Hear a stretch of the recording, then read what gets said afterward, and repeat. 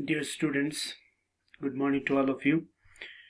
तो इससे पहले वाले लेक्चर्स में हमने पॉपुलेशन एक्सप्लोजन मेजर्स के कुछ मेथड्स के बारे में पढ़े हैं। नेचुरल मेथड्स के बारे में हमने पूरी तरह से डिस्कस किया है। इस लेक्चर में हम क्या करेंगे, पॉपुलेशन एक्सप्लोजन मेजर का दूसरा मेथड जिससे हम पॉपुलेशन को ज़्यादा से ज़्यादा इंक्रीज होने से हम बचा सकते हैं, उसके बारे में हम पढ़ेंगे, यानी that is the barrier method के बारे में हम पढ़ेंगे। ठीक है, तो आइए देखते हैं क्या होते हैं ये बैरियर मेथड। हाँ देखो, बैरियर मेथड क्या है? एक मेथड है जिससे हम क्या कर सकते हैं, पॉपुलेशन को कंट्रोल कर सकते हैं। It is a method for controlling the population explosion. ठीक है, देखो, इट प्रिवेंट्स अ बैरियर। इसमें क्या करते हैं, एक बैरियर यहाँ पर क्रिएट हो जाते हैं by creating a fertilization between male and female gamete. यानी बैरियर जो है किसके बीच में आते हैं, मेल गैमीट और फीमेल की गैमीट के बीच में आपको बैरियर क्रिएट करना है, जिससे क्या होगा, मेल फीमेल्स के इंट्रैक्शन में आने से वो बच जाएगा, यानी इंट्रैक्शन में नहीं आएगा। जब मेल गैमीट फीमेल की इंट्रैक्शन में नहीं आएगा तो क्या हो जाएगा, फर्टिलाइजेशन स्टॉप हो जाएगा। जब फर्टिलाइजेशन स्टॉप हो जाएगा तो birth stop, it means the population stops indirectly. ठीक है, तो इसमें हमें क्या करना है, इस मेथड में हमें मेल और फीमेल गैमीट को के बीच में एक बैरियर क्रिएट करना है। बैरियर मींस एक रुकावट क्रिएट करना है। ठीक है, तो देखो, इसमें सबसे पहला मेथड क्या होते हैं, मेल कॉन्डम मेल कॉन्डम, उसके अलावा फीमेल कॉन्डम, उसके अलावा डायफ्राम, कैप या वॉल्ट। ठीक है, तो ये सारे ऐसे डिवाइसेस है जिनको इस्तेमाल करने से मेल गैमीट फीमेल गैमीट आपस में फ्यूज नहीं होते हैं। ठीक है, फ्यूजन से बैरियर आ जाता है, यानी एक बैरियर का काम करते हैं। मेल गैमीट को फीमेल गैमीट के टच में नहीं आने देना। ठीक है, किसी इन डिवाइस का इस्तेमाल करके, मेल कॉन्डम के इस्तेमाल करके, फीमेल कॉन्डम के इस्तेमाल करके, या डायफ्राम, केप या वॉल का इस्तेमाल करके मेल गैमीट और फीमेल गैमीट को रोकने को हम बोलते हैं। ये किस में आते हैं, ये आते हैं बैरियर मेथड में आते हैं। ठीक है, तो देखते हैं number 1, that is the male condom. ये क्या है, कॉन्डम इज नथिंग। कॉन्डम जो है असल में इतना ज़्यादा कुछ नहीं होते हैं, but it came from the name doctor condom. Condom जो है ये डॉक्टर कॉन्डम के नाम के बाद आया था। ठीक है, ही वॉज फिजिशियन। असल में ये क्या था, डॉक्टर कॉन्डम जो है एक फिजिशियन था। ठीक, he made devices from a gut of sheep. उसने क्या किया, शीप के इंटेस्टाइन से, शीप की गट से उसने क्या किया, एक डिवाइस बनाया, नॉट फॉर कंट्रासेप्टिव। उसने कंट्रासेप्टिव मतलब बर्थ को रोकने के लिए नहीं बनाया था पहले, बल्कि but for use it for protection against infection, लेकिन इन्फेक्शन से रोकने के लिए उसने किया था। देखो, असल में क्या है, एक हिस्ट्री है। ड्यूरिंग वर्ल्ड वार के दौरान इसने क्या किया, डॉक्टर कॉन्डम ने वर्ल्ड वार की वजह से बहुत सारे बीमारियां, इन्फेक्शन आने लगे थे लोगों को।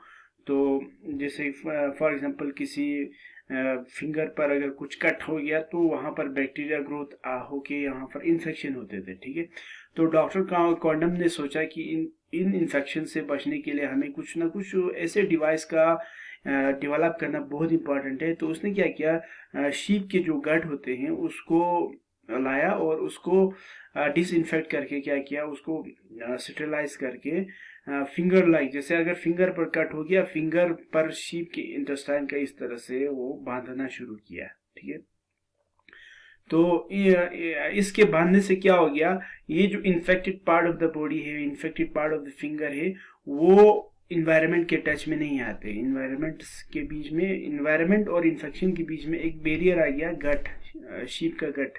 ठीक है, तो इस तरह से इन्फेक्शन से उस टाइम बचा लेते थे। ठीक है, तो ये असल में डॉक्टर कॉन्डम ने जिस पर्पस के लिए बनाया था वो क्या है, वो कंट्रासेप्टिव नहीं है, बर्थ को कंट्रोल करने के लिए नहीं था, बल्कि क्या था, बैक्टीरिया से इन्फेक्शन, बैक्टीरिया के इन्फेक्शन को रोकने के लिए था। लेकिन बाद में इसी डिवाइस का इस्तेमाल जो है कॉन्ट्रासेप्टिव के लिए भी इस्तेमाल किया जाते हैं, ठीक है। तो ठीक है, लेकिन अभी क्या है, इसको ज़्यादा नेगेटिव वर्ड्स में सोचने की ज़रूरत नहीं है। देखो, it is made up of latex rubber. ये किससे बना होते हैं? ये एक लेटेक्स रबर से बने होते हैं, या जिसको आप लेटेक्स शीट भी बोल सकते हैं। Use it to cover penis. इसको इस्तेमाल करते हैं, इस मेल कॉन्डम को इस्तेमाल करते हैं ताकि मेल के पेनिस को कवर करने के लिए हम इस्तेमाल करते हैं। बिफोर क्वाइटस, यानी कॉपुलेशन, सेक्स करने से पहले, क्वाइटस करने से पहले पेनिस को कवर करने के लिए इस्तेमाल करते हैं। और ये बना होते हैं किससे? ये बना होते हैं लेटेक्स रबर या लेटेक्स शीट से बने होते हैं, ठीक है। All the sperms deposited inside condom. जब क्वाइटस करते हैं, सेक्सुअल इंटरेक्शन करते हैं, इंटरकोर्स करते हैं, तो उस दौरान सारे स्पर्म जो है कॉन्डम में क्या होते हैं? डिपॉजिट हो जाते हैं, जमा हो जाते हैं, and not transferred into female reproductive tract. और फीमेल रिप्रोडक्टिव ट्रैक्ट में ये डिपॉजिट नहीं होते हैं। यानी फॉर एग्जांपल, अगर पार्टनर्स क्वाइटस करेंगे तो उस दौरान क्या होते हैं? सेक्सुअल इंटरेक्शन के दौरान पेनिस जो है वजाना के अंदर जाते हैं। उस दौरान अगर स्पर्म रिलीज हुआ तो नॉर्मल, अगर कॉन्डम नहीं होगा तो क्या होगा? स्पर्म जो है फीमेल रिप्रोडक्टिव ट्रैक्ट में रिलीज हो जाएगा। लेकिन अगर कॉन्डम का इस्तेमाल करेंगे तो स्पर्म जो है वो किस में होगा? कॉन्डम में डिपॉजिट हो जाएगा और फीमेल रिप्रोडक्टिव ट्रैक्ट में जा नहीं पाएगा, ठीक है। तो इस डिवाइस को हम बोलते हैं मेल कॉन्डम बोलते हैं। और मेल कॉन्डम जो है एक डिवाइस है जिसके थ्रू हम क्या कर सकते हैं? बर्थ को कंट्रोल कर सकते हैं, पॉपुलेशन को इंक्रीज होने से हम बचा सकते हैं, ठीक है। फॉर एग्जांपल निरोध, इसको नॉर्मली निरोध भी बोला जाते हैं। इंडियन मार्केट में निरोध के नाम से भी जाने जाते हैं, ठीक है। Okay, moving to the next method of the barrier method. Barrier method का दूसरा टाइप क्या है? फीमेल कॉन्डम में। फीमेल कॉन्डम ये क्या है? फीमेल कॉन्डम जो है एक डिवाइस है, फिर से made up of polyurethane rubber. ये किससे बने होते हैं? पॉलीयूरेथेन रबर से, ठीक है।